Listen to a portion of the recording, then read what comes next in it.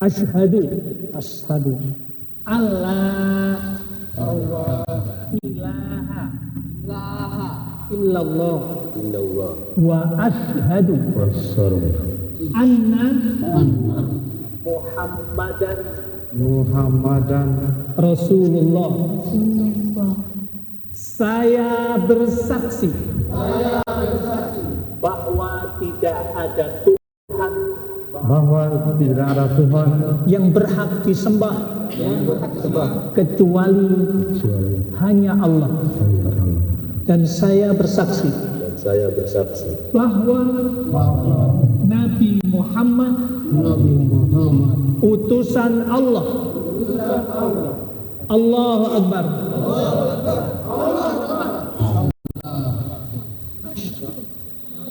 وهنا شاع السلام من حولنا ملء الدنا عنا فرضا يا إلهنا يا الله يا مجيب الدعاء جفن المسافر ما غفى مذ فضحوا من ووفى وإلى المدينة هازنا شوق اللقاء مثله لن ترى إنسان.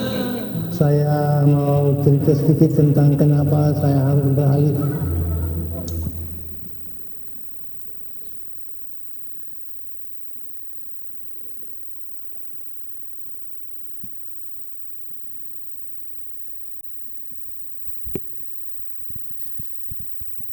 Baik.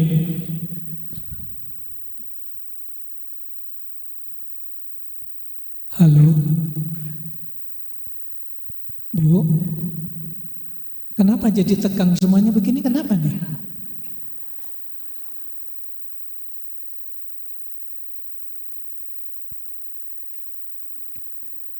Di tempat itulah jejak-jejak senior-senior kita dulu berdakwah. Seingat saya, Allah yarhamu Syuhada Bakhri, tahun 73 di tempat tadi di Semben itu saja. Ada 4.000 lebih dalam sejarahnya yang masuk Islam di tempat itu. Termasuk Pak Arifin itu adalah salah satu yang dulu masuk Islam pertama kali, kepala sukunya itu. Jadi hakikatnya Bapak dan Ibu, peran serta di dalam konteks ambil bagian dakwah, itulah yang selama ini Bapak dan Ibu telah ambil bagian di dalam membina mereka agar wudhunya benar, sholatnya benar, akidahnya benar, akhlaknya baik. Dan apa sih sebenarnya yang kita dapatkan apa? Kata Nabi, wallahi, demi Allah, la ayyahdiyallahu bika rajulan wahidan khairul laka min humurin ni'am wa fi hadithin ukhra khairum minad dunya wa ma fiha. Demi Allah, kata Nabi, kalau ada satu orang mendapatkan hidayah karena dakwahmu, maka yang Allah akan berikan kebaikan itu lebih baik dibandingkan engkau memiliki onta merah. Onta merah adalah prestise. Onta merah adalah lambang keterhormatan, kesuksesan orang Timur Tengah dari zaman Nabi sampai sekarang.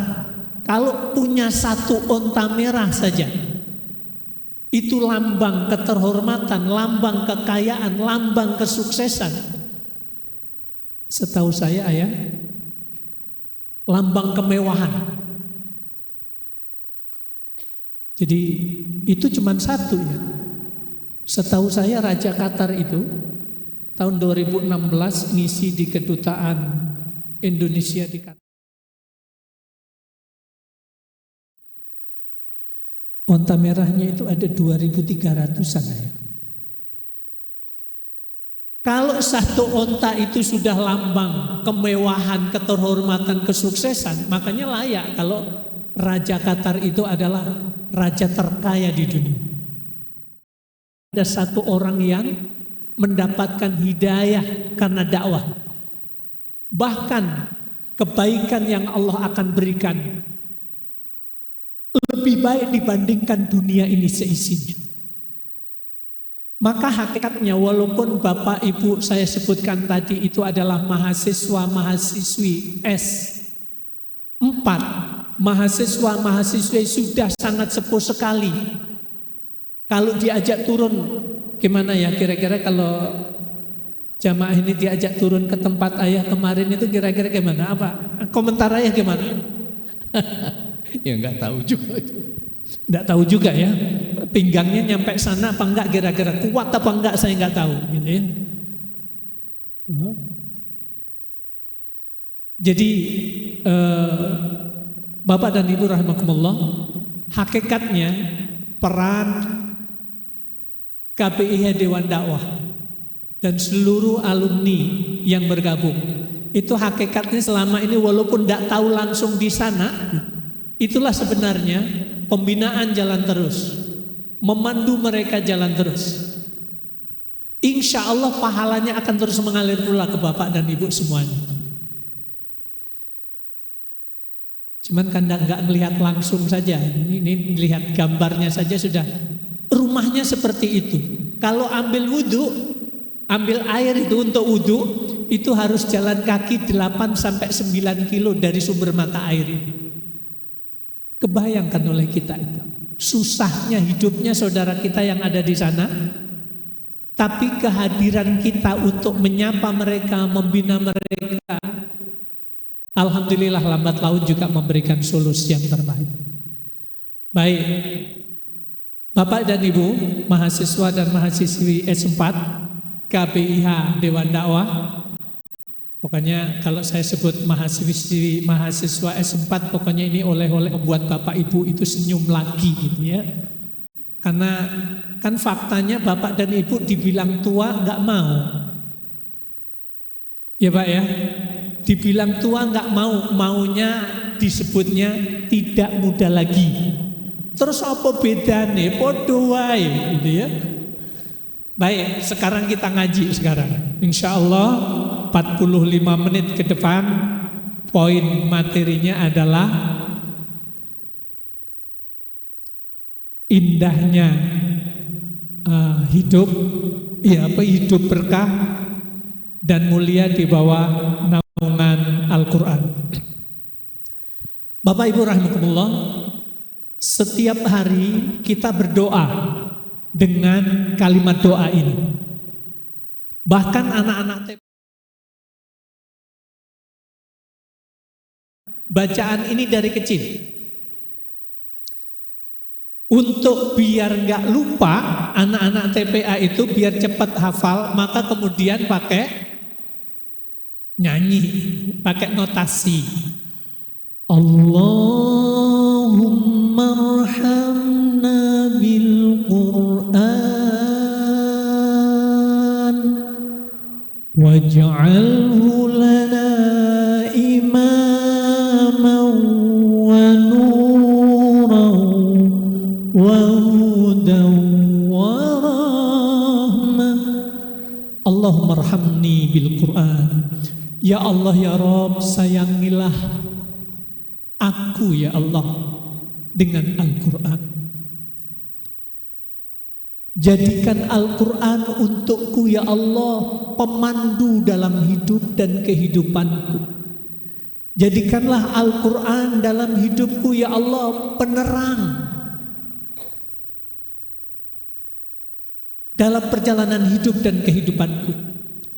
Ya Allah ya Rabb, jadikanlah Al-Quran dalam hidup dan kehidupanku hudan, petunjuk, mana yang hak, mana yang batil, mana yang iman, mana yang kufur, mana yang syirik, mana yang tauhid, mana yang benar, mana yang jujur, mana yang bohong.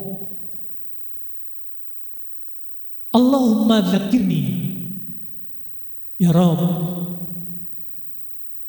ingatkan diriku ya Allah Ingatkan aku ya Allah apabila aku melupakan Quran-Mu ya Allah. Ya Rabb,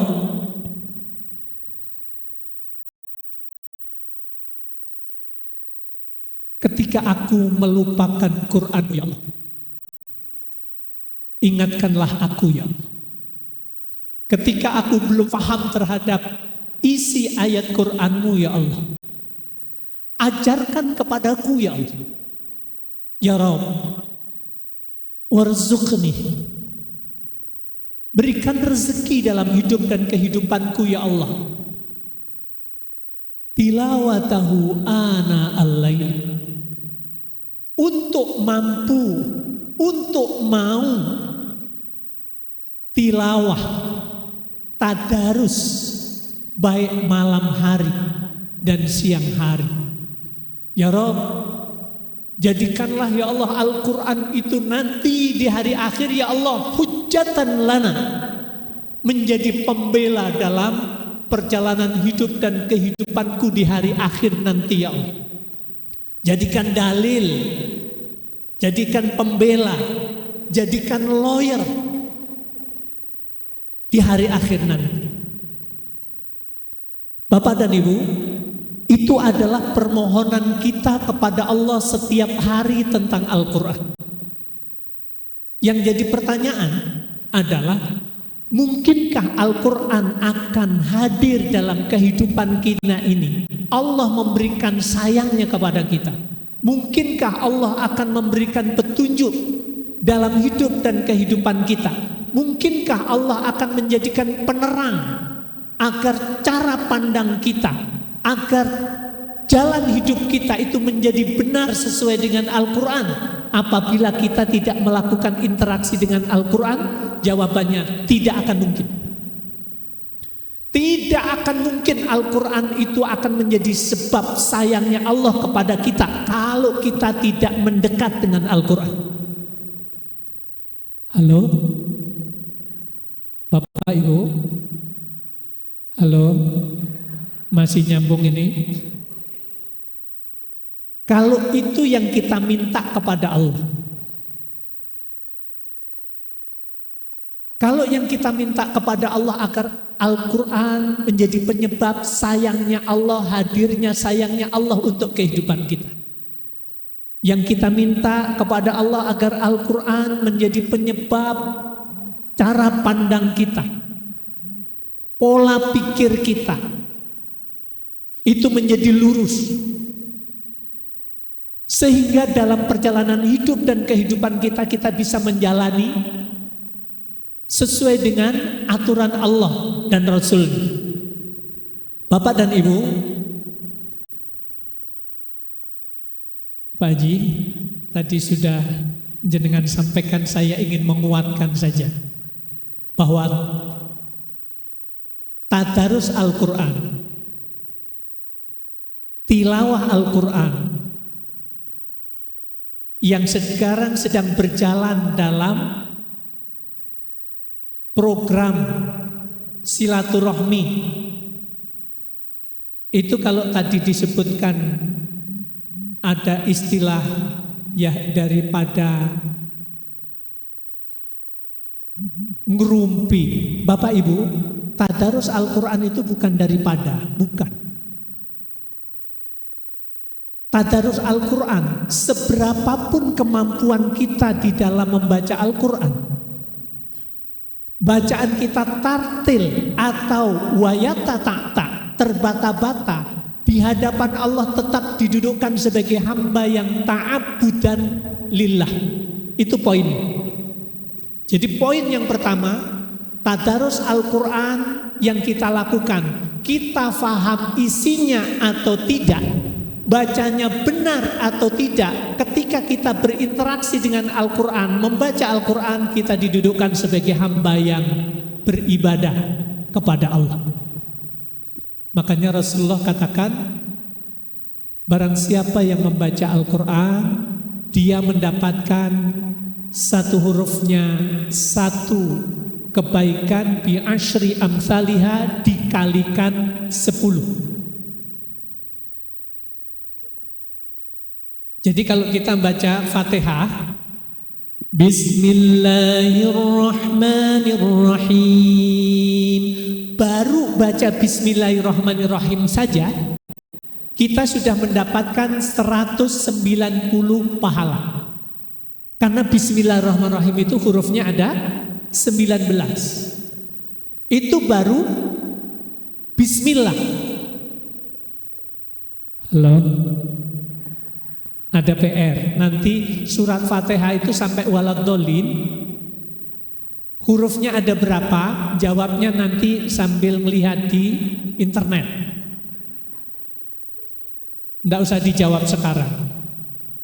Kalau kita tadarus, subhanallah, susah akan ngitung nilai pahala yang kita dapatkan. Tapi apa boleh? Boleh, Rasulullah juga ngasih tahu pahalanya berapa, artinya ada hitung-hitungannya. Boleh kita hitung sekali waktu iseng, ngitung, itu boleh.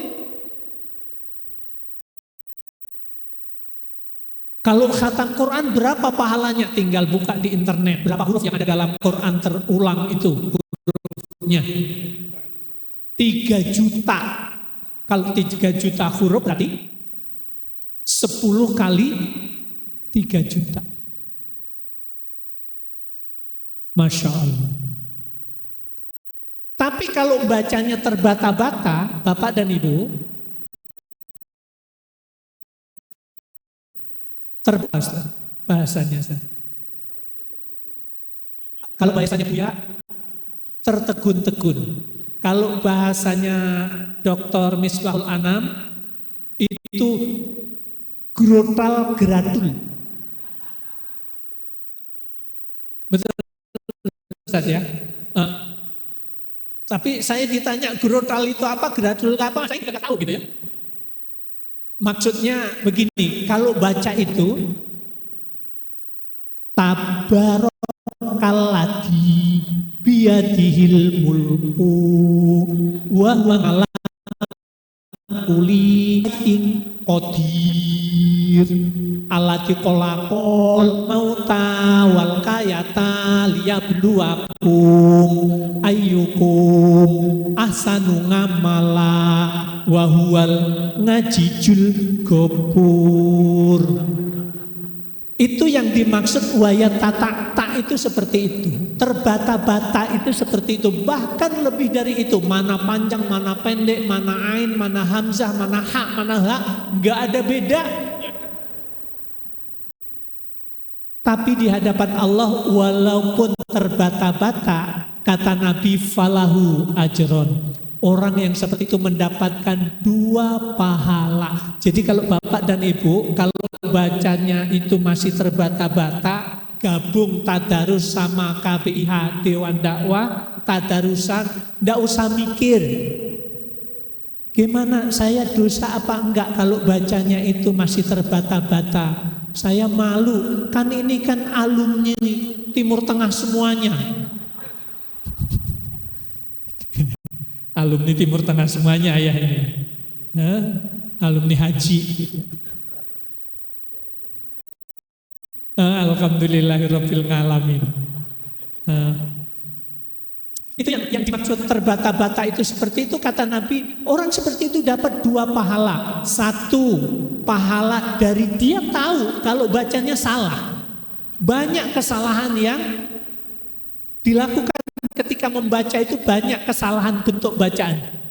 Tapi tetap mau baca itu dapat 1 pahala. Dari ayat yang dibaca dapat lagi 1 pahala, dapat 2. Jadi Bapak dan Ibu tidak usah mikir saya nanti dosa apa enggak. Yang dosa itu kalau bacaannya bagus, sengaja dijelek-jelekkan bacaannya, itu yang dosa. Termasuk begitu sudah bacanya bagus tapi bacanya pakai langgam Jawa, itu masalah. Akhirnya saya dapat kerjaan kan saat itu diamani Ustadz Wahid An-Nuri, kamu hari Selasa besok beraudensi sama Menteri Agama. Ingatkan dia, ini bagian kamu. Akhirnya datang juga Buya, bukan, Lukman Hakim. Tapi alhamdulillah begitu dikasih masukan 2 poin. Tapi saya deg-degan juga Ustaz Kasbun. Saya harus sowan dulu ke Malang. Harus sowan dulu ke ahli-ahlinya. Minta fatwanya dulu baru saya ngadep. Tapi Bapak dan Ibu, yang harus jadi catatan adalah tadarus itu adalah konteksnya tidak hanya sekedar baca, tapi saling mengajar. Darosa belajar, kalau tadarusan saling mengajar. Jadi kalau yang satu baca, yang satu salah, kalau salah diluruskan. Kalau diluruskan, kita yang harus ada apa Ibu-Ibu? Yang harus ada pada diri kita adalah qabulun nushi. Kalau ilmu yang saya dapatkan dari Buya, yang harus ada pada diri kita kalau tadarusan, kalau ngaji seperti ini adalah kita mesti harus punya keterbukaan hati untuk menerima kritik, menerima masukan untuk membangun yang lebih baik. Jadi kalau kemudian pas tadarusan diingetin, Ibu itu kurang panjang, ulangi lagi coba. Di situ nggak enak, diingetin melulu. Sudah, kalau sudah seperti itu berarti setan yang bicara. Sudah, enggak usah ikut tadarusan, kamu nanti salah diingetin terus. Lebih baik kamu diem saja. Lebih baik enggak usah tadarus daripada tadarus. Itu namanya fikih setan. Artinya pemahaman seolah-olah itu benar, tapi itu adalah bisikan setan. Jadi Bapak Ibu, jalan terus tadarus. Targetnya adalah karena Bapak Ibu adalah alumni Timur Tengah, maka Bapak dan Ibu harus mampu membaca seperti Syekh Abdurrahman As-Sudais. Halo? Coba jujur nih, Bapak dan Ibu ketika jamaah begitu sholat mulai sholat maghrib ya di Masjidil Haram baru bunyi Allahu Akbar. Apa yang dirasa Bapak Ibu? Baru takbirnya saja itu sudah satu. Syekh Abdurrahman As-Sudais. Rasa khusyuk itu tumbuh. Kenapa? Karena bacaan imamnya bagus. Begitu pula ketika sholat berjamaah di masjid dekat rumah kita. Begitu ghairil maghdubi alaihim waladdallin.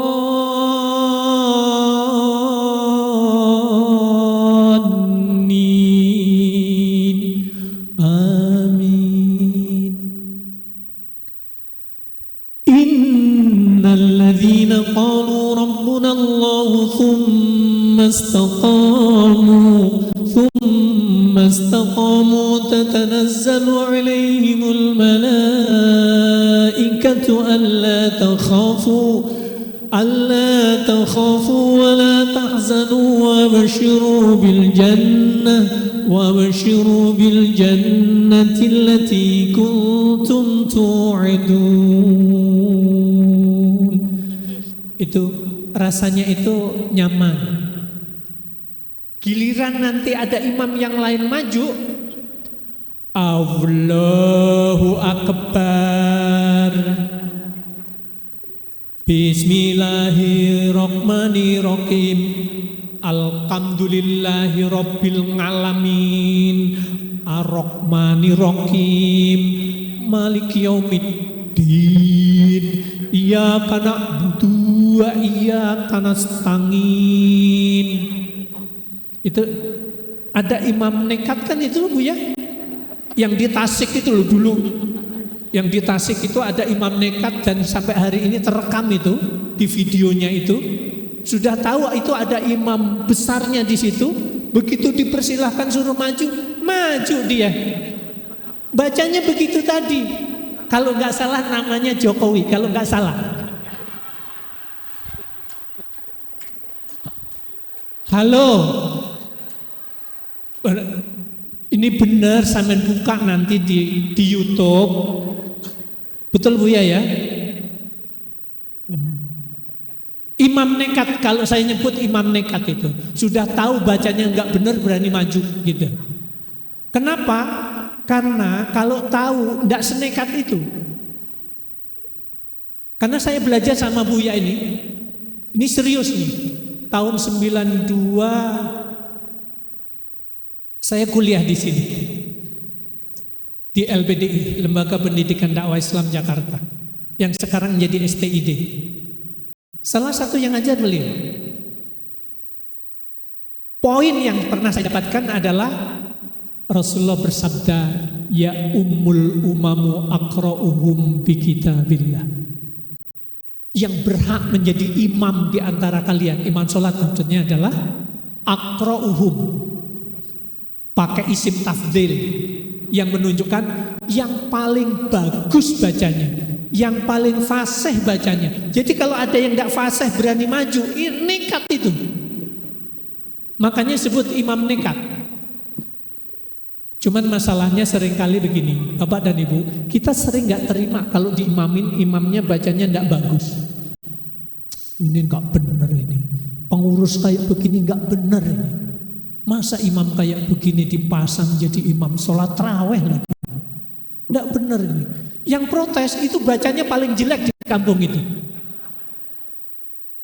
Itulah kelakuan kita selama ini. Kalau ada imam bacanya tidak bagus, kita protes. Tapi kita sendiri tidak mau tadarus, itu masalah. Makanya yang sudah sekarang gabung tadarus, jangan pernah absen. Soal nanti mirip-mirip kayak Syekh Abdurrahman As-Sudes atau enggak kemudian hari, itu soal lain.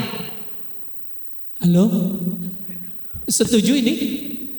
Baik, karena begini, Bapak dan Ibu, tadarus dalam bahasa lainnya itu adalah sebenarnya proses perbaikan bacaan. Selain kita mendapatkan pahala dari apa yang kita baca, hakikatnya kita sedang berjuang untuk memenuhkan perintah dari Allah, warattilil Qur'ana tartila. Bacalah Al-Quran itu dengan tartil. Gimana caranya? Ya, prosesnya tahsin, membuat bacaan kita lebih bagus, lebih indah, lebih elok daripada sebelumnya. Yang kita lakukan itulah yang kemudian disebut tadarusan. Gitu. Halo? Jadi sudah ini enggak ada yang boleh yang enggak bergabung, semuanya harus gabung. Selain menjalin silaturahmi, yang kedua dalam rangka memperbaiki bacaan Al-Quran kita. Begitu. Emang kalau bacanya Quran kita itu benar, apa sih yang kita dapatkan? Kata Nabi, innallaha yuhibbu ayyuqra'al Qur'an kama unzil. Sungguhnya Allah itu mencintai bacaan Al-Quran dan sangat mencintai bacaan Al-Quran apabila orang yang membacanya itu bacaannya sebagaimana ayat itu diturunkan. Ayat itu disebutkan warattalnahu tartil. Telah aku turunkan Al-Quran itu dengan bacaan yang tartil. Kalau kita bacanya tartil, Allah sangat mencintai. Kalau kita bacanya tidak tartil, Allah cinta juga, tapi nggak pakai sangat. Halo? Coba. Ibu pernah nggak nanya sama bapak, sama suami? Emang nanya apa sih? Gini, Pak,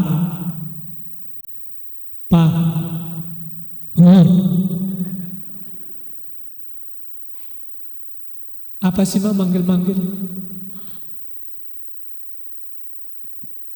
Mama mau tanya nih Pak.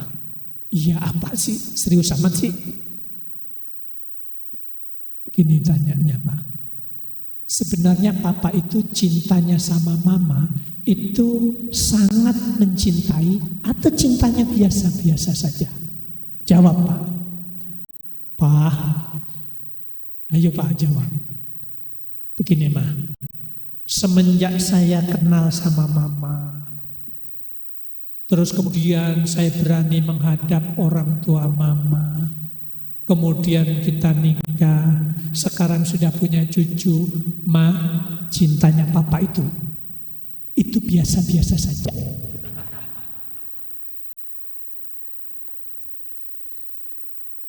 Kayak disamber petir kan? Ya Allah, kalau papa itu cintanya biasa-biasa saja. Cinta yang luar biasa emang untuk siapa Pak?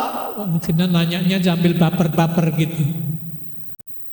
Sementara dulu kenal, saling mengungkapkan rasa sukanya, kemudian berani ngadep orang tuanya, itu sudah menunjukkan cinta yang luar biasa sebenarnya, tidak usah pakai ditanya kali.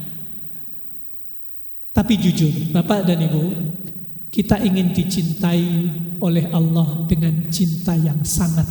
Gimana caranya? Salah satunya Bapak dan Ibu, para mahasiswi S4 sudah melakukan hadir ke tanah suci untuk melaksanakan ibadah haji. Itu poin satu. Poin yang berikutnya banyak, diantaranya adalah kita mau berusaha gabung tadarus Al-Quran, menjadikan bacaan kita lebih bagus, lebih indah, lebih elok daripada sebelumnya. Itu adalah bentuk ikhtiar agar Allah sangat mencintai kepada kita. Jadi tadarus itu bukan program itu biasa-biasa aja, daripada nganggur, daripada nggak ngapa-ngapain. Bukan. Ini program serius ini. Halo? Berarti yang tidak mau gabung, bapak-bapak dan ibu-ibu, saya ingin katakan. Berarti bapak dan ibu, halo? Halo? Kok masih ada kedengaran yang ngobrol? Halo? Baik, kalau bapak dan ibu itu tidak mau gabung untuk tadarus Al-Quran, untuk memperbaiki bacaan Al-Quran, saya ingin katakan, berarti bapak ibu sepakat semuanya. Nyanyinya, ku masih seperti yang dulu bacanya jelek sampai hari ini nggak rubah-rubah juga, karena nggak ada jalan lain kecuali tadarus tahsin untuk memperbaiki bacaan itu. Tapi gimana Ustaz? Gigi saya itu sudah pamit satu-satu Ustaz, bahkan tinggal satu-satunya belum pamit. Ya kelihatannya aja Ustaz, ini terpasang masih utuh semuanya. Tapi kalau batuk rada kencang, lepas itu Ustaz. Enggak apa-apa. Hilangnya gigi, kemudian susahnya kita untuk memperbaiki bacaan, bukan soal giginya itu yang akan dihitung. Tapi ikhtiar kita itulah sebenarnya yang menjadikan hadirnya cintanya Allah karena sebab Al-Quran itu. Halo? Sepakat satu, kita lanjut tadarusnya ya. Karena Bapak, Ibu, tadi tayangan tadi kan kepala suku yang tahun 73 masuk Islam dipandu syahadatnya oleh Allah yarhamu Ustaz Syuhada Bakhri yang namanya Bapak Arifin Nobisa.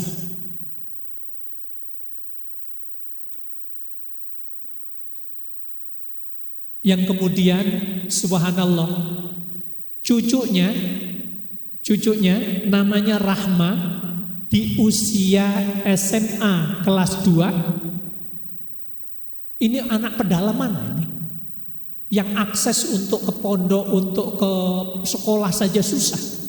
Alhamdulillah hafal 30 juz.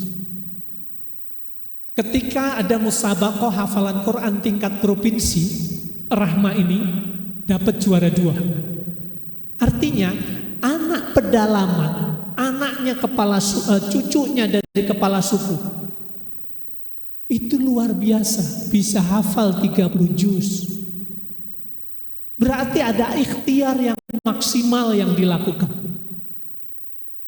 Dan sekarang kuliah ada di sini, dan hari ini kemarin baru sakit dirawat seminggu di rumah sakit, lambungnya kayaknya. Karena kesepakatan saya dengan kepala sukunya Pak Arifin, kalau anak-anak di sini itu yang masuk Islam itu ada bagian yang jadi ayah angkatnya. Jadi anak-anak mu'alaf di sana kalau masuk Islam, ayah angkatnya siapa yang bertanggung jawab untuk menyalurkan pendidikannya. Kalau dulu Pak Herman, Allah yarham, udah meninggal, kemudian sekarang diganti Ustadz Syarif, adiknya.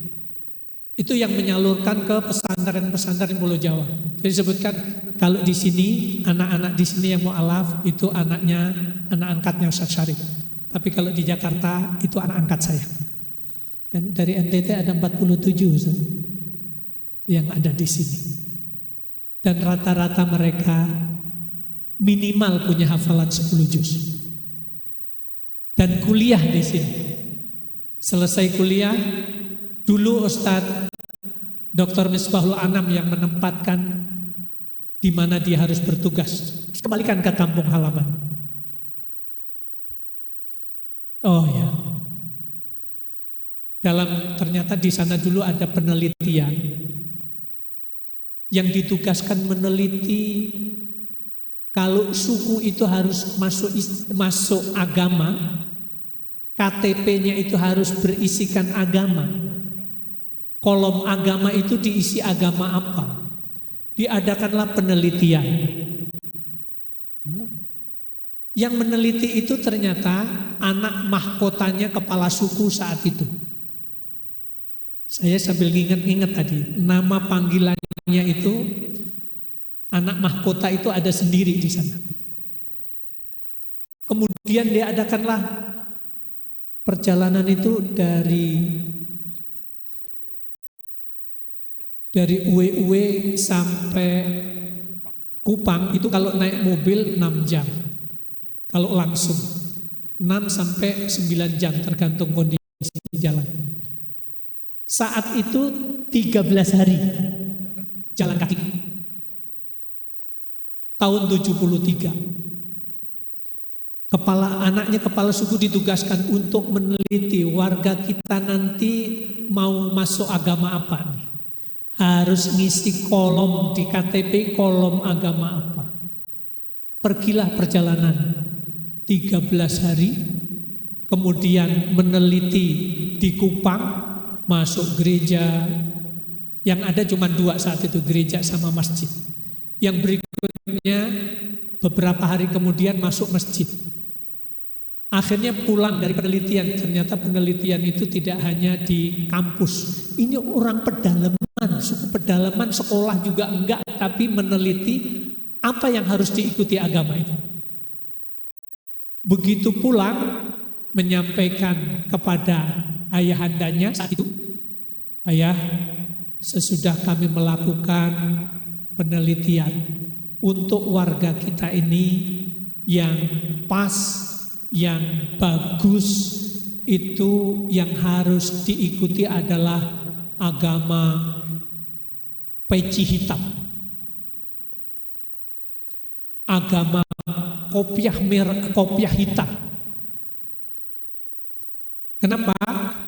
Karena penelitian yang kedua masuk masjid semuanya rata-rata pakai peci hitam. Kesimpulannya sampai kampung itu adalah agama peci hitam. Akhirnya muncullah baru ditemukan itu agama Islam. Dimasukkan itu. Hadirlah kemudian Allah yarhamu Ustadz Syuhada Fakhri. Masya Allah. Itu sekilas kisah. Lanjut sekarang. Tinggal 12 menit. Ya, saya harus pamit juga ayah. Baru turun dari kereta saya itu. Baru nyampe dari Jawa Timur tadi. Karena ini yang ngasih tugas itu guru, takut kualet aja, tidak boleh, tidak hadir. Ini belum habis katanya. Baik, saya minum dulu deh, biar lancar. Udah ya.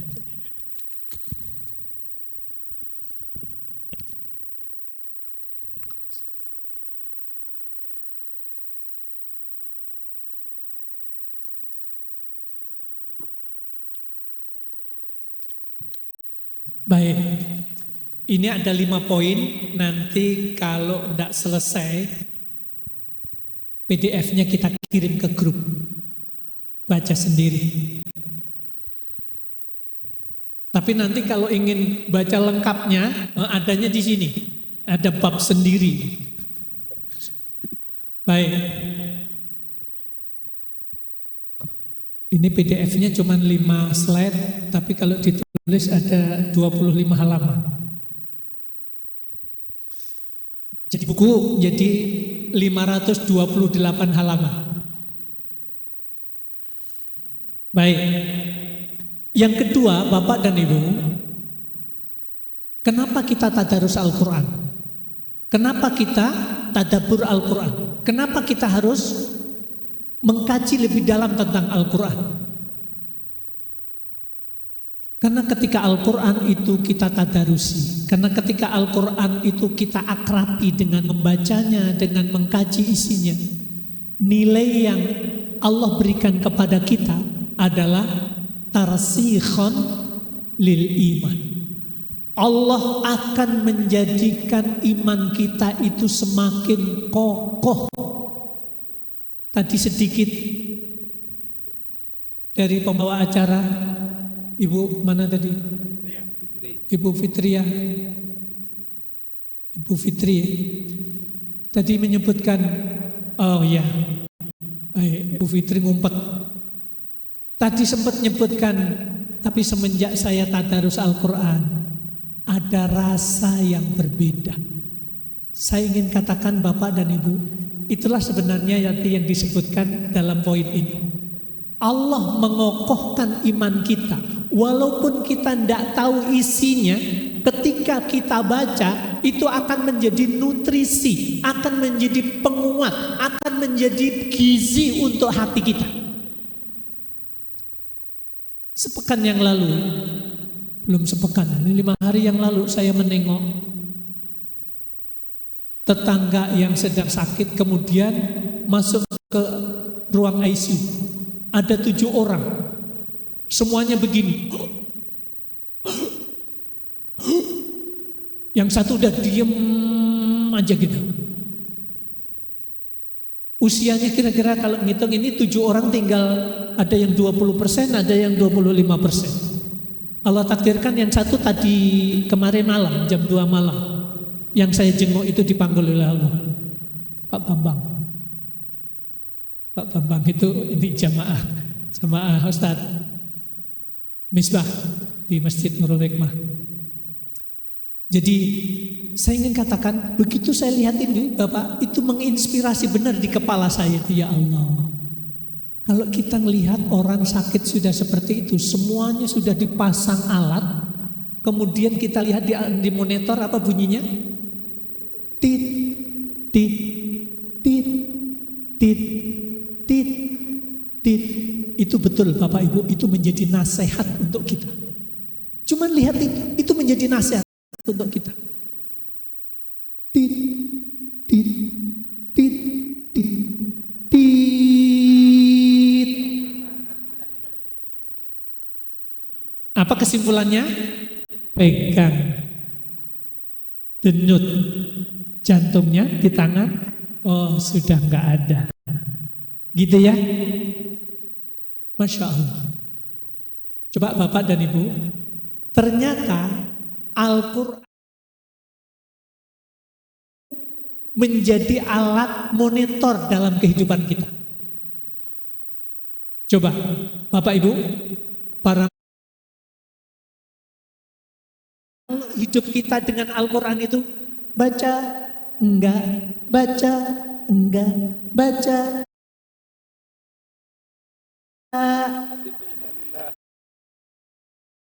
Oh, ya Allah, ini serius ini. Baca Quran itu bisa menjadi alat deteksi kondisi hati kita. Hati kita itu sehat apa enggak sih? Iman kita itu kokoh apa enggak sih? Tapi kan dalam kajian yang sekian kali Ustadz, di sini kan sudah dibahas. Ustadz Buya Mas Adi juga ngasih materi itu, Ustadz yang lain juga sering sampai hafal tuh Ustadz.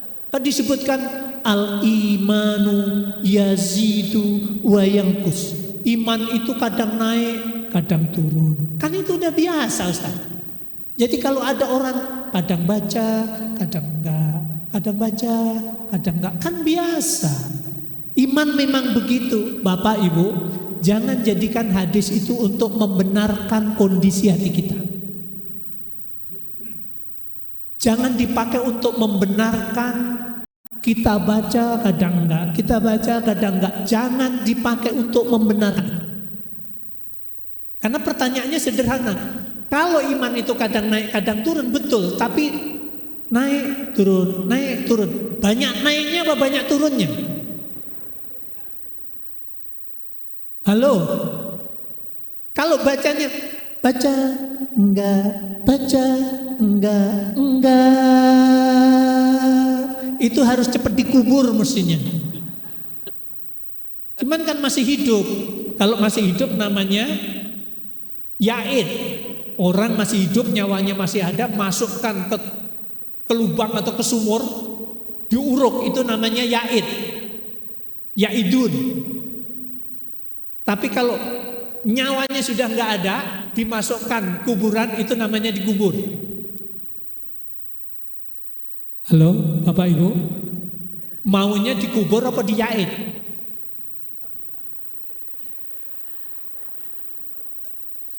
Ya Allah, belum siap dua-duanya Ustadz. Baik, kita sepakat itu, kita siap untuk dikubur ketika amal kita semakin banyak, sangu kita sudah banyak.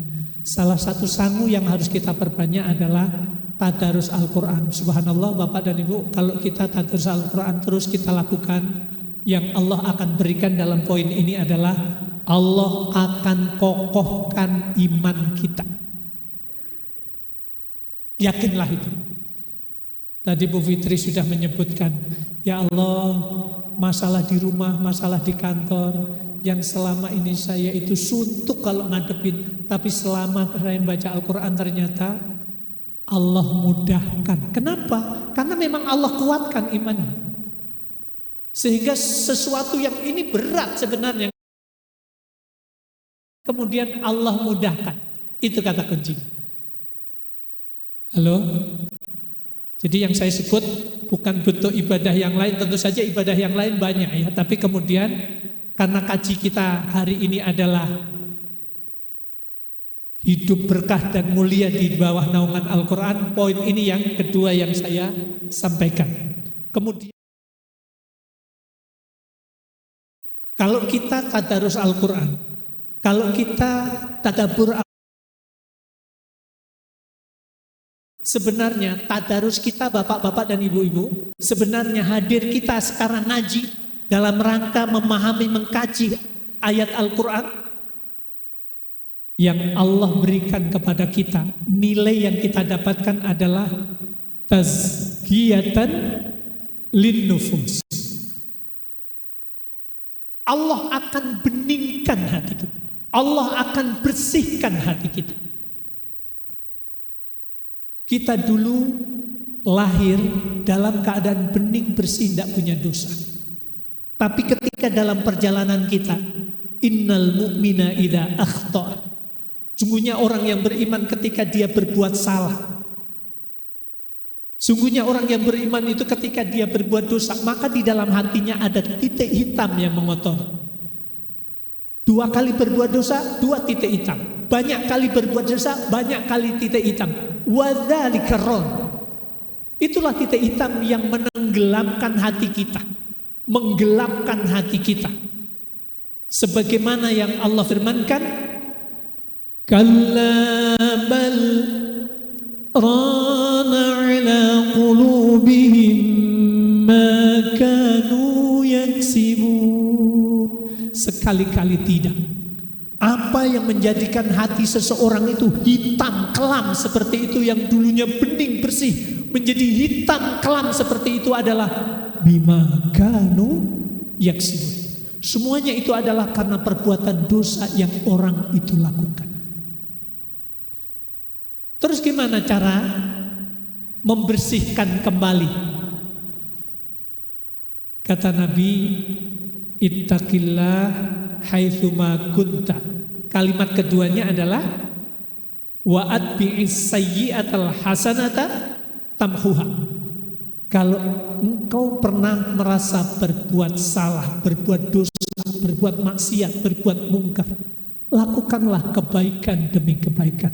Niscaya dengan kebaikan-kebaikan itu Allah akan kikis, Allah akan ampuni dosa dan kesalahan kita, sampai kemudian saqula qalbahu, bening bersih kembali hati itu. Pertanyaannya, para mahasiswa S4, Bapak Ibu, halo, punya dosa enggak kita? Banyak apa sedikit? Banyak banget apa banyak? Kita semuanya ngaku ya. Kalau pengakuan kita itu benar bahwa dosa kita itu masih banyak, belum diampuni oleh Allah, maka berarti kita mati dalam keadaan dosa yang banyak. Agar Allah mengkikis, menghapus, mengampuni dosa dan kesalahan kita, nggak ada jalan lain kecuali terus melakukan kebaikan demi kebaikan. Amalan yang selama ini baik yang sudah kita lakukan, jalani dengan baik, lakukan dengan baik. Program Tadarus Al-Quran ini itu adalah bagian hasanah, bagian amalan yang baik yang hakikatnya itu akan menghadirkan ampunan dari Allah, akan menghadirkan bening bersihnya hati. Karena Bapak dan Ibu, Nabi katakan begini, apabila Allah menghendaki orang itu menjadi baik, idza aradallahu bi ahli baitin khairan, apabila Allah menghendaki keluarga, bapak, ibu, anak, keluarga itu menjadi baik, kata Nabi, poin salah satunya adalah warzaqahumullahu rifqa fi ma'isyatihim. Aku akan berikan rezeki kepada keluarga itu. Bentuknya adalah ar-rifq. Bentuknya adalah hati yang lembut, hati yang bening, hati yang bersih. Bersihnya hati, beningnya hati, gak ada jalan lain kecuali kita terus melakukan kebaikan-kebaikan, memanfaatkan sisa umur kita, terus melakukan amalan-amalan yang baik. Agar apa? Agar benar-benar Allah menjadikan hati kita itu bening bersih kembali. Sudah habis waktunya.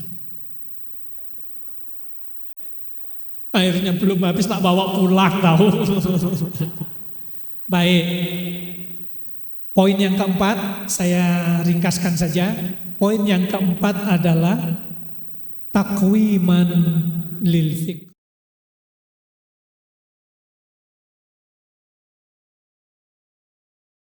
Al-Quran, kalau kita ikut kajian, Allah akan berikan dalam kehidupan kita takwiman lil fikr. Allah akan jadikan cara pandang kita itu menjadi lurus. Jalan hidup kita menjadi terbimbing dengan baik. Perjalanan hidup kita Allah bimbing dengan Al-Quran dan sunnah Rasulullah Sallallahu Alaihi Wasallam. Ada 4 yang sudah saya sampaikan. Yang pertama, Bapak, poin yang pertama adalah kalau kita tadarus Al-Quran, tadabbur Al-Quran, Allah akan menjadikan kita sebagai hamba yang dinilai sebagai hamba yang senantiasa beribadah kepada Allah. Yang kedua, tarsikhon lil iman.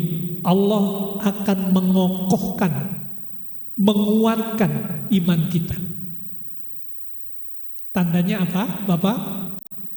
Mulai hari ini tidak ada yang absen lagi untuk ikut tadarus kecuali ada udzur syar'i, istiqomah. Selain tadarus yang berjamaah, ibu-ibu, pastikan tadarus sendiri itu terus berjalan. Bagaimanapun kondisi bacaan kita, baca saja. Terus Allah akan menguatkan, mengokohkan, meningkatkan kualitas iman kita. Yang ketiga, Allah akan menjadikan hati kita bening bersih kembali. Karena ingat, bentuk rezeki yang Allah berikan dalam hidup dan kehidupan kita apabila Allah menghendaki kita menjadi orang yang baik. Baik kata Nabi, surga itu pasti adalah apabila orang itu diberi rezeki hati yang bening, hati yang lembut, hati yang bersih oleh Allah Subhanahu wa taala. Bersihnya hati adalah itu menjadi pertanda ketika kita berujung disebut husnul khotimah. Itu tandanya ketika hati kita itu sudah bening bersih kembali. Hati kita bisa bening bersih kembali dengan terus melakukan kebaikan-kebaikan tiada henti. Yang keempat adalah takwiman lil fikr. Dengan akrab dengan Al-Quran, tadarus Al-Quran, tadabbur Al-Quran, Allah akan jadikan kita akan memiliki cara pandang yang benar dalam hidup dan kehidupan. Allah akan luruskan pola pikir kita sehingga ketika kita usul, ketika kita punya gagasan, maka gagasan yang kita usulkan itu akan menjadi solusi kebaikan dalam kehidupan. Apabila ditetapkan menjadi sebuah aturan atau undang-undang, itu akan mendatangkan banyak kebaikan untuk banyak orang. Halo?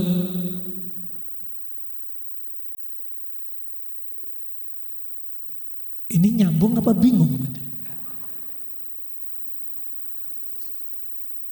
Yang kelima, ta'arufan bimanhajillah. Dengan kita berakrab-akrab dengan Al-Quran, Allah akan jadikan kita seorang hamba yang semakin mengenal terhadap aturan hidup dan kehidupan, terhadap sistem yang Allah tentukan dalam menjalani hidup dan kehidupan kita.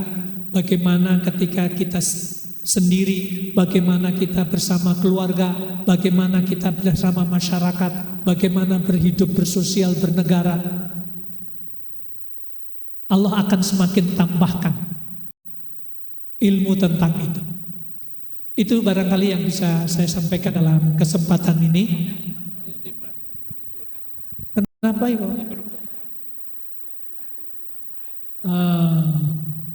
Tuh, gara-gara salah belum dipencet tadi bisa diprotes tuh, apalagi nanti enggak. Baik, sekali lagi hari ini judul sebenarnya kayak sidang disertasi. Karena kalau ngaji ditunggu sama guru itu deg-degannya luar biasa. Tapi sekaligus jadi doa dari guru semuanya. Para mahasiswa dan mahasiswi S4, jamaah KBH Dewan Dakwah, yang hari ini yang pengurus yang sudah selesai masa tugasnya, yang terus mengalir gagasan dan kebijakannya selama ini, program-programnya. Bagi yang baru, kita sama-sama support pengurus yang baru dilantik. Kalau di sini didoakan, disumpah dan didoakan, ada yang di sebelah sana itu disumpahin. Tadi kenapa Ustaz tidak pakai Quran begitu Ustaz?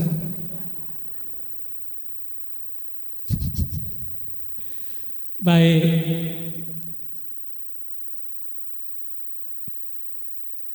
Akhirnya kurangan lebihnya saya mohon maaf yang sebesar-besarnya. Nanti insya Allah lebih khusus ada, kalau Ustadz Misbah ada kajian khusus nanti, yaitu hidup mulia di usia senja saja. Apa itu? Hidup mulia di usia senja. Jadi kalau sekarang Bapak sudah senja itu dalam kaidah KBIH itu 60 tahun itu senja. Sama dengan lansia kaidahnya. Cuman kalau lansia dibagi-bagi. Kalau senja 60 tahun itu sudah senja. Sudah maghrib Ustaz. Kan senja itu ada warna kuning di wilayah barat yang matahari sudah tenggelam, syafaq. Baik, nanti ada kajian khusus, nanti kemudian insya Allah lain kali nanti ini tapi belum jadi ini masih dummy. Insya Allah Selasa saya harus menghadap Pak Kiai Asin Sako untuk minta kata pengantar. Nggih, insya Allah. Judulnya Panduan Tahsin Tafhim Nagom Surat Al-Fatihah dalam Mushaful Ummah. Gampangnya begini, Bapak Ibu, kita sudah sekian, kalau kita itu usia 10 tahun berarti membaca Fatihah dalam sholat wajib dan sholat sunat itu berarti terulang 120.000 kali baca Fatihah. 120.000 kali baca Fatihah itu banyak kesalahan yang kita lakukan ketika baca Fatihah, tetapi terus berulang kesalahan itu kita merasa itu benar. Sementara itu salah secara kaidah. 2, sekian ribu kali kita membaca surat Al-Fatihah dalam sholat. Sampai hari ini tidak paham isinya, tidak bisa menerjemahkan. Sekian kali kita mengimamin sholat, tapi irama bacaan juga tidak bagus-bagus. Buku ini lebih kepada panduan bagaimana memperbaiki bacaan Al-Fatihah. Jadi kalau ngaji 1 jam juga selesai. Cuman untuk bisa sampai benar memang perlu waktu. Insya Allah. Nanti satu saat kita akan bedah, kita akan kaji di sini insya Allah. Sekali lagi mohon maaf yang sebesar-besarnya. Subhanakallahumma bihamdika asyhadu an la ilaha illa anta astaghfiruka wa atubu ilaik. Assalamualaikum warahmatullahi wabarakatuh.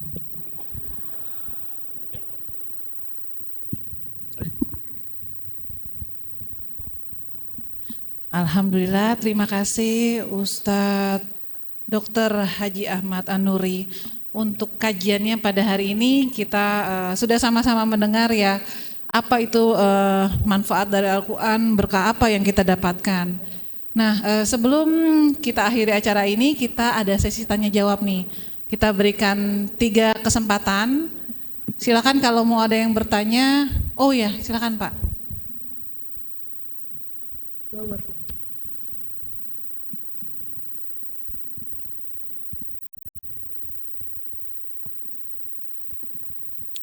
Assalamualaikum warahmatullahi wabarakatuh. Alhamdulillah, rasanya kita menikmati satu makanan yang nikmat pada siang hari ini. Jazakallahu khair atas ilmu yang diberikan. Mungkin yang saya mau tanyakan, kadang-kadang orang itu istiqomah dan kadang-kadang orang itu melemah. Mungkin Pak Ustadz bisa memberikan satu cara bagaimana supaya keistiqomahan itu tidak melemah, baik dari sisi semangat ataupun dari sisi tetap untuk istiqomah dalam membaca Al-Quran. Kadang-kadang kesibukan itu yang menyebabkan jauhnya istiqomah seseorang muslim daripada keistiqomahan di dalam agama ini. Mungkin itu yang bisa saya sampaikan. Wabillahi taufiq wal hidayah. Assalamualaikum warahmatullahi wabarakatuh.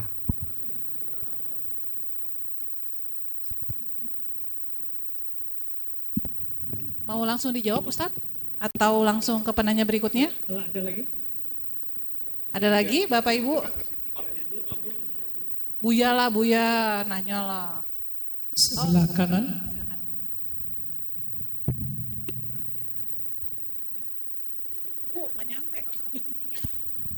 Bismillahirrahmanirrahim. Assalamualaikum warahmatullahi wabarakatuh. Ustadz, saya bertanya masalah kehidupan sehari-hari. Misalkan seperti ini, kita kadang kan pergi misalkan ke suatu tempat, kemudian pada saat waktu sholat zuhur atau asar lah gitu. Nah kan ada bapak-bapak tuh yang misalkan maju lah ya, untuk seperti biasa lah.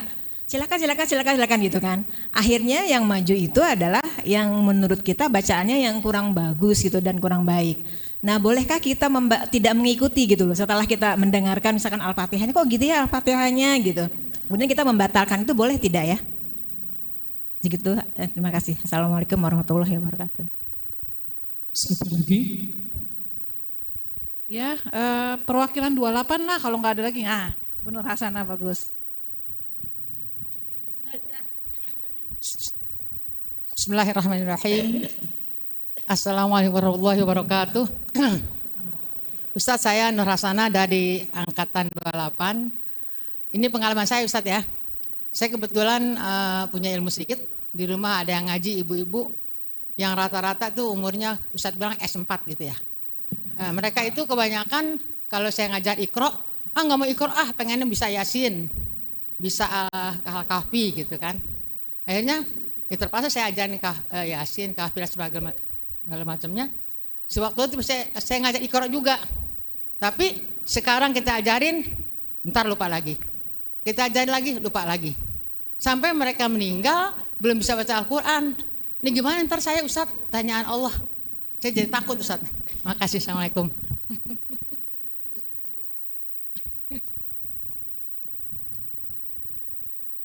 Baik.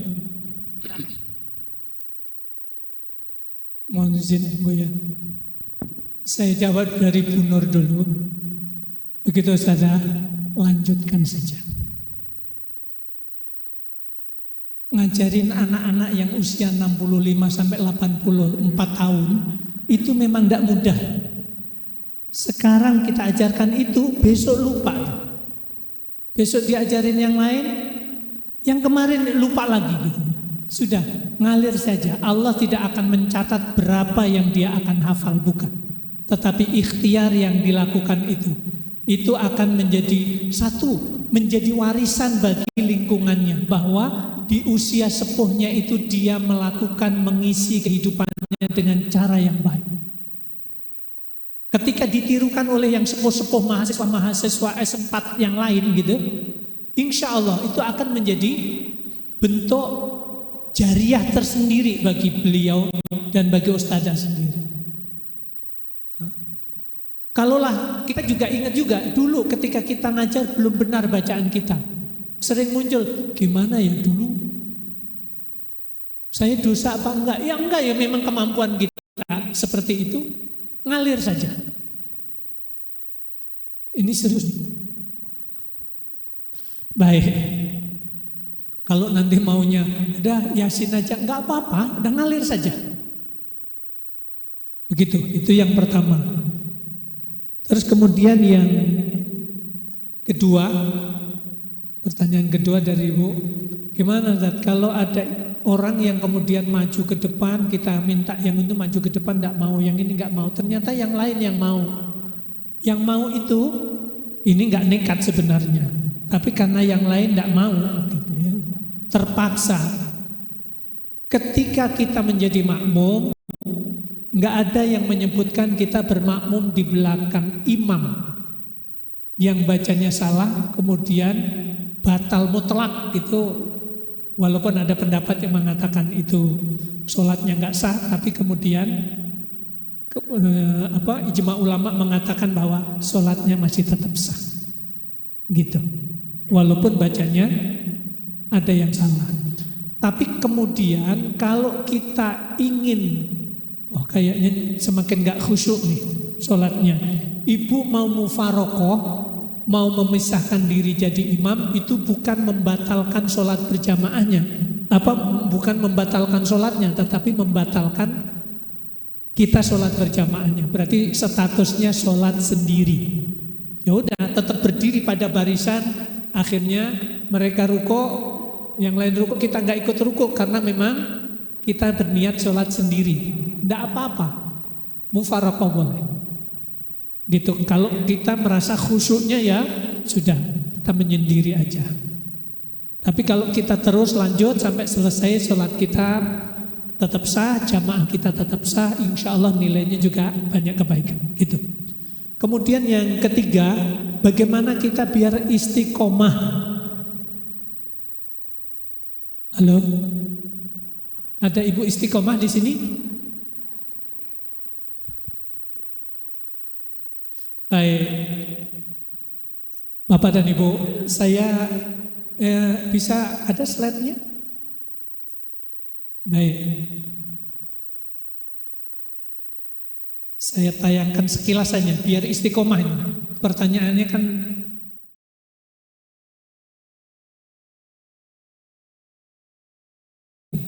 saya jawab singkat aja ya dengan gambar. Namanya Bapak Kabolosi. Beliau tukang becak, tinggalnya di pinggiran kota Ambon. Saya itu dan kamu memang sengaja silaturahmi ke sana. Beliau pagi hari naik becak, keuntungannya setiap hari itu pendapatannya antara 15.000 sampai 25.000 saja, ya. 15.000 sampai 25.000. Beliau anaknya Ustadz Misbah berapa Ustadz sekarang? Ustadz 6. Pak Kabolosi tukang beca ini anaknya 8. Belum punya rumah sendiri, masih ngontrak, yang dikontrak itu 2 petak. 1 petak dia kontrak untuk tinggal bersama keluarganya yang ukuran 4 kali 4 kali 6 ya ukurannya, apa kali 7. 2 petak. Tapi untuk anak 8 sama bapak mboknya itu kan juga 10 orang kan gitu. Kemudian 1 petak lagi itu dipakai untuk TPA. Jadi dia sewa 2 petak itu, 1 dipakai untuk tinggal, 1 untuk TPA. Yang ngajar selesai ba'da asar sampai jam 9 malam dia juga. Yang luar biasa lagi apa? Pak Kabolosi ini di sela-sela tidak ada yang penumpang becaknya nggak ada, dialah yang memanfaatkan waktunya itu untuk tadarus Al-Quran. 1 hari tukang becak yang namanya Ustadz TPA Kabolosi ini tadarus Al-Qurannya 1 hari 10 juz. Coba sekarang bandingkan 2 saja. 1, 3 ya, dia ngajar ngaji, tidak ada yang gaji.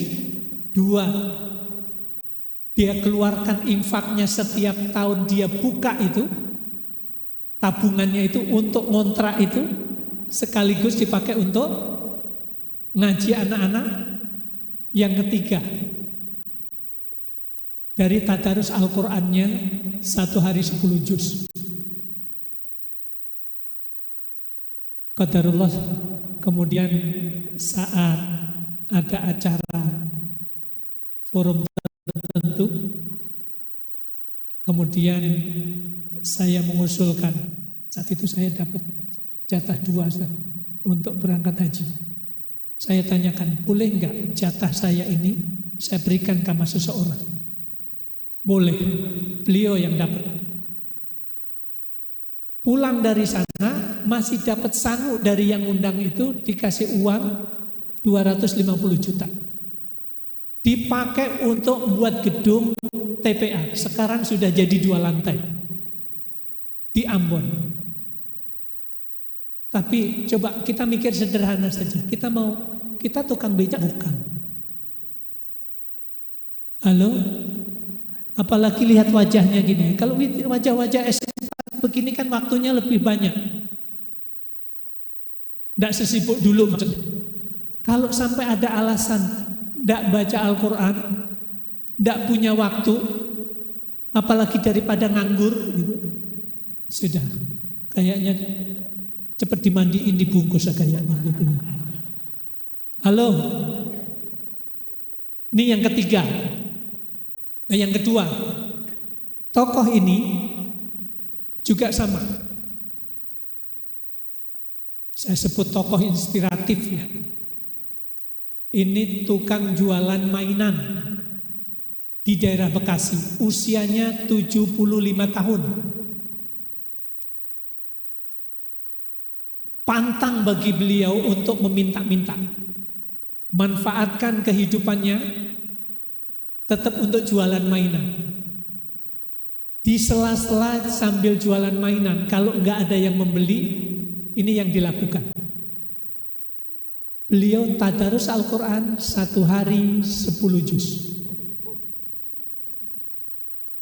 Dan ternyata yang jadikan saya nangis ketika saya temuin, ketika ngobrol, ternyata dia punya anak asuh, anak yatim 2. Dia biayai dalam hidupnya untuk sekolahnya.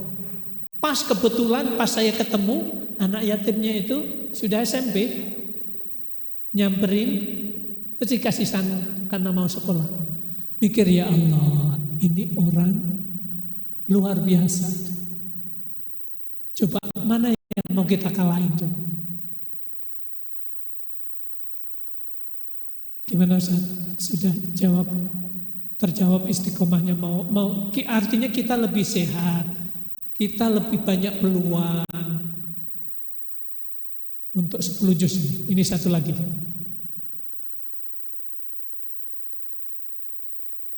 Yang ini dari usia 42 tahun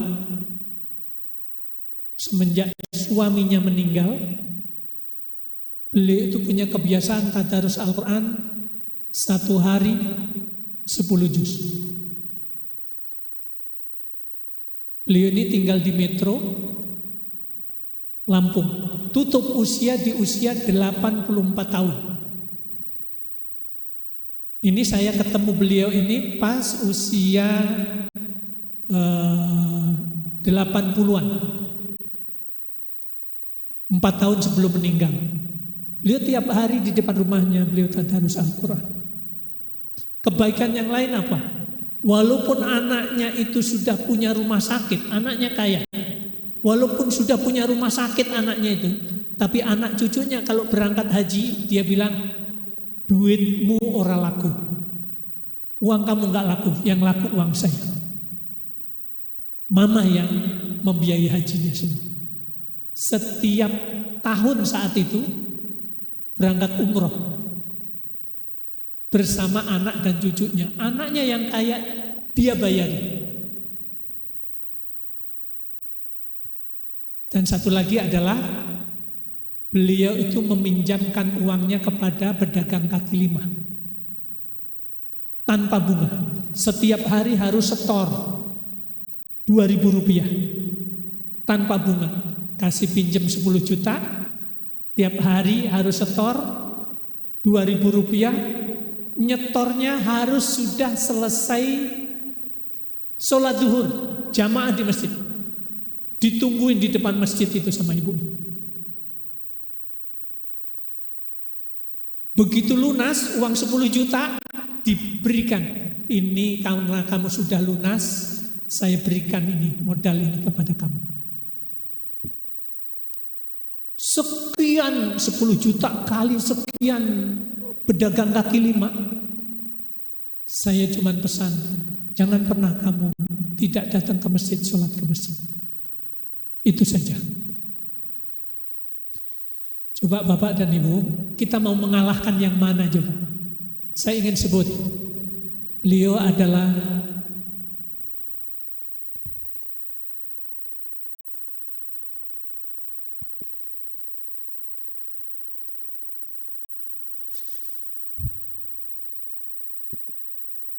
ibundanya Ustadz Hafid, Ustadz Muhammad Hafid. Iya.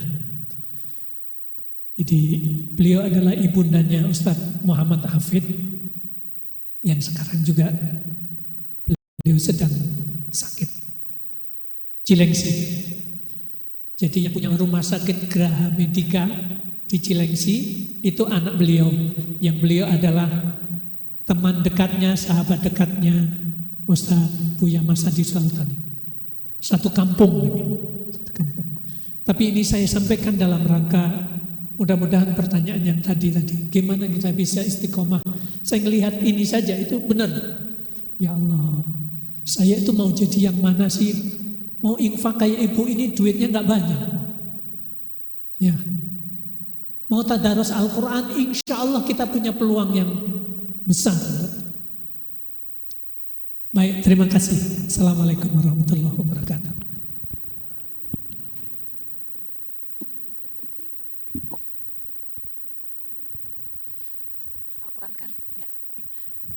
Terima kasih Ustadz An-Nuri untuk bimbingannya ya, untuk kisah yang inspiratif untuk kita semua. Untuk yang tadi bertanya, izin kami ada bingkisan bisa kami berikan ya. Ustadz boleh dibantu, Ustadz mungkin diberikan kepada yang tadi bertanya. Boleh yang bertanya maju ke depan Pak untuk diberikan hadiahnya. Silakan Ibu. Bu Nur Hasanah, silakan Bu. Umroh katanya Pak, doain dulu aja Pak. Nah, nanti Ustadz Mas Hadi doain biar umroh lagi. Umroh kita tunggu di Mekah. Iya.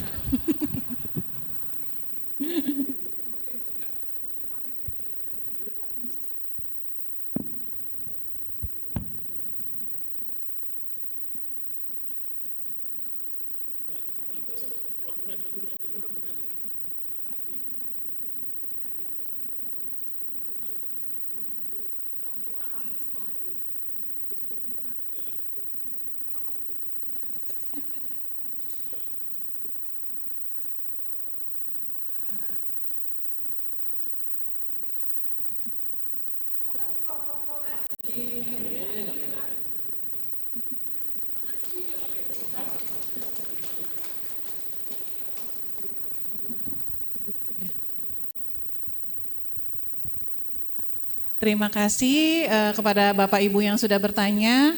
Untuk berikutnya kami ada sedikit bingkisan nih untuk para guru kita yang di depan yang sudah mau mengisi acara pada siang hari ini. Boleh dibantu ya, ibu-ibu yang cantik-cantik di sana, boleh diberikan bingkisannya untuk Ustadz. Pak Kabul boleh dibantu Pak untuk serah terimanya. Pak Haji Dimyati, Buya dan Pak Indra boleh ke depan Pak diberikan satu persatu.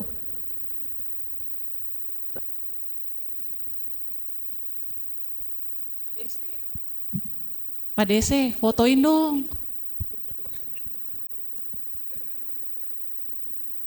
Masa MC mulu yang fotoin? Ayolah.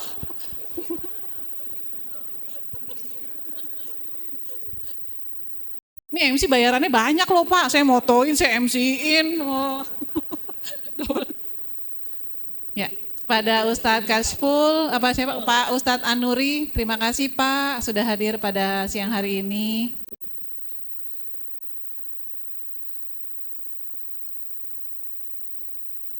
Ya, terima kasih Bapak, boleh tepuk tangan dulu Bapak Ibu. Kemudian kepada Ustadz Kasful dari Buya. Buya nengok kamera Buya, senyum Buya. Sah berarti Buya. Ya, silakan kepada Ustadz Mas Hadi.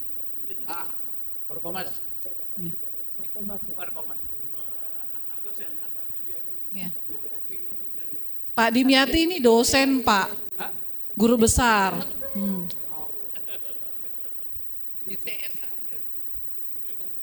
Ya, silakan Bapak. Madep sini, senyum Pak, senyum. Ya. Ya, terima kasih kepada Bapak Ahmad Misbahul Anam. Wah, ketemu bestinya nih di depan. Silakan. Ya, kepada Pak Indra boleh serah terima ke Bapak Ahmad Misbahul Anam.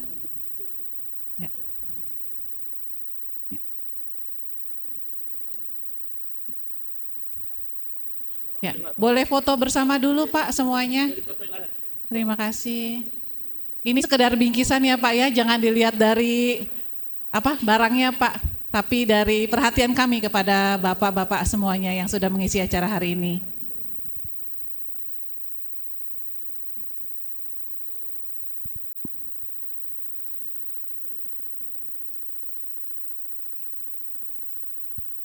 Kepada Bapak Angkatan 28 boleh turun ini.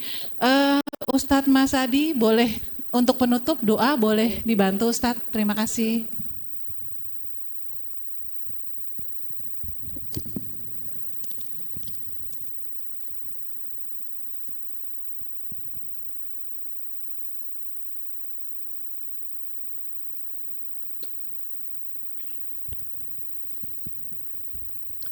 Bismillahirrahmanirrahim. Assalamualaikum warahmatullahi wabarakatuh. Hadirin yang berbahagia, kita menyampaikan ucapan terima kasih dan apresiasi yang sangat tinggi kepada narasumber kita pada hari ini, yaitu Ustadz Dr. An-Nuri yang telah memberikan pencerahan kepada kita tentang hidup bersama Al-Quran. Kalau saya boleh mengibaratkan, ibaratnya kita makan hari ini makanan penuh gizi, nutrisinya sangat tinggi. Terima kasih Ustaz. Mudah-mudahan antum sehat-sehat dan selalu dapat menyumbangkan ilmunya kepada masyarakat luas. Tapi sebelum berdoa, saya ingin menyimpulkan kalau boleh apa yang telah disampaikan oleh beliau. Yang pertama ada 6 poin. Bacalah Al-Quran setiap hari dan jangan biarkan satu hari berakhir tanpa membaca Al-Quran. Lebih baik membacanya secara teratur walaupun dalam porsi yang kecil daripada membaca dalam jumlah besar tetapi hanya sekali-sekali saja. Yang kedua sebentar ya.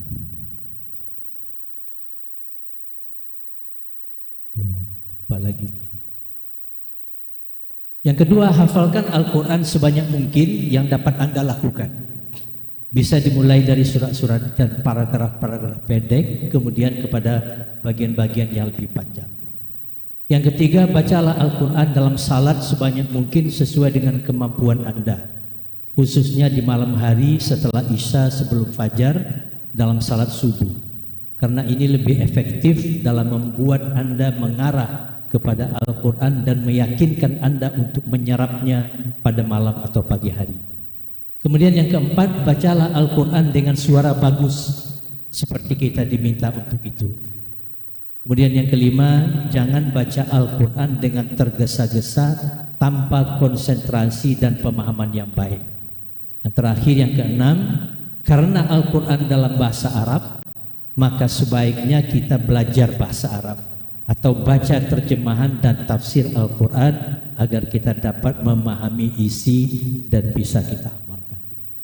Terakhir, Bapak-bapak dan Ibu-ibu mungkin kenal dengan salah seorang filsuf asal Pakistan, namanya Muhammad Iqbal. Pernah dengar Muhammad Iqbal? Nah, dia pernah mengatakan begini, bacalah Al-Quran itu seolah-olah Al-Quran itu diturunkan kepada Anda. Artinya kita mari berdialog dengan Al-Quran. Jadi jangan hanya membaca, dialog dengan Al-Quran. Dalam satu hadis juga Nabi mengatakan bahwa sesungguhnya hati manusia itu akan berkarat, akan karatan. Sebagaimana besi juga akan berkarat. Kemudian ada sahabat yang bertanya, bagaimana ya Rasulullah membersihkan karat dari hati itu? Nabi menjawab, tilawatul Quran, dengan membaca Al-Quran. Jadi orang yang membaca Al-Quran sebenarnya pada waktu itu dia sedang melakukan proses pembersihan hatinya. Jadi oleh karena itu mari kita semua rajin-rajin membaca Al-Quran. Mudah-mudahan kita semua dapat mengamalkan. A'udzubillahi minasyaitonirrajim. Bismillahirrahmanirrahim. Alhamdulillahirabbil alamin. Wassalatu wassalamu ala asyrafil mursalin wa ala alihi washabbihi ajmain. اللهم اجعل جمعنا هذا جمعا مرحوما تفرقنا من بعده تفرقا معصوما ولا تجعل فينا شقيا ولا محروما برحمتك يا أرحم الراحمين. اللهم ارحمنا بالقرآن العظيم واجعله لنا إماما ونورا وهدى ورحمة. اللهم ذكرنا منه ما نسينا وعلمنا منه ما جهلنا وارزقنا تلاوته آناء الليل وأطراف النهار على الوجه الذي يرضيك عنا. اللهم اجعل القرآن حجة لنا لا حجة علينا يا رب العالمين. اللهم اجعل القرآن ربيع قلوبنا ونور صدورنا وجلاء أحزاننا وذهاب همومنا وغمومنا برحمتك يا أرحم الراحمين. اللهم اجعلنا من أهل القرآن الذين هم أهلك وخاصتك يا رب العالمين. اللهم اهدنا بهداية القرآن. اللهم أكرمنا بكرامة القرآن. اللهم زينا بزينة القرآن. اللهم أدخلنا الجنة بشفاعة القرآن. اللهم ارحم جميع أمة محمد صلى الله عليه وسلم بحرمة القرآن برحمتك يا أرحم الراحمين. اللهم آت نفوسنا تقواها وزكها أنت خير من زكاها أنت وليها ومولاها. اللهم يا مصرف القلوب صرف قلوبنا على طاعتك ويا مقلب القلوب ثبت قلوبنا على دينك وطاعتك برحمتك يا أرحم الراحمين. ربنا آتنا في الدنيا حسنة وفي الآخرة حسنة وقنا عذاب النار وأدخلنا الجنة مع الأبرار يا عزيز يا غفار يا رب العالمين. وصلى الله على نبينا محمد وعلى آله وصحبه أجمعين. سبحان ربك رب العزة عما يصفون وسلام على المرسلين والحمد لله رب العالمين.